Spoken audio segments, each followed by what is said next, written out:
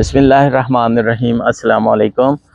आज हम फिर बात करेंगे लीगल स्टडीज़ की बुक के बारे में। उसका लेसन प्लान 15 है और लोअर क्लास कोर्स की ये बुक है। तो इसमें ताज़ीरात पाकिस्तान की दफ़ा 335 है, जिसके बारे में हम बात करना चाह रहे हैं।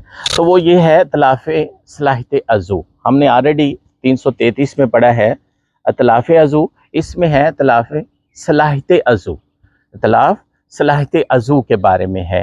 ये क्या है? जो कोई शख्स किसी दूसरे शख्स के जिस्म के किसी अज़ू या जुज़ की कारकर्दगी या सलाहियत को ज़ायल कर दे या मुस्तकिल तौर पर नुकसान पहुँचाए या इसकी शक्ल को मुश्किल तौर पर बिगाड़ दे, तो कहा जाएगा कि वो इत्लाफ़ सलाहियत अज़ू का बायस हुआ।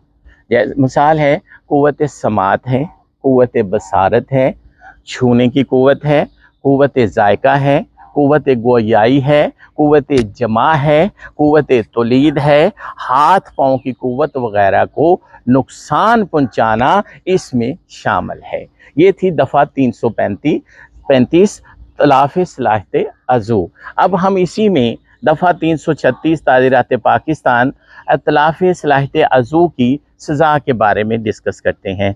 जो कोई ऐसा फेल साज़द करके इससे किसी शख्स को ज़रर पहुंचाने की नीयत से या ये जानते हुए कि वो इससे अगलबन किसी शख्स को ज़रर पहुंचाने का बायस होगा, किसी शख्स के इत्लाफ़ सलाहियत अज़ू का बायस बनेगा, तो इसको किसी मजाज मेडिकल ऑफिसर के मशवरा से क़सास की सज़ा दी जाएगी।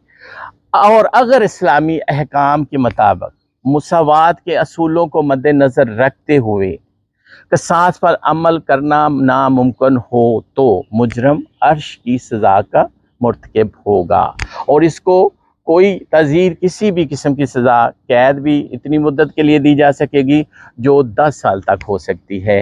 ये ताज़ीरात पाकिस्तान की दफ़ा 336 है, जिसमें इत्लाफ़ सलाहियत अज़ू की सज़ा के बारे में डिस्कस किया गया है।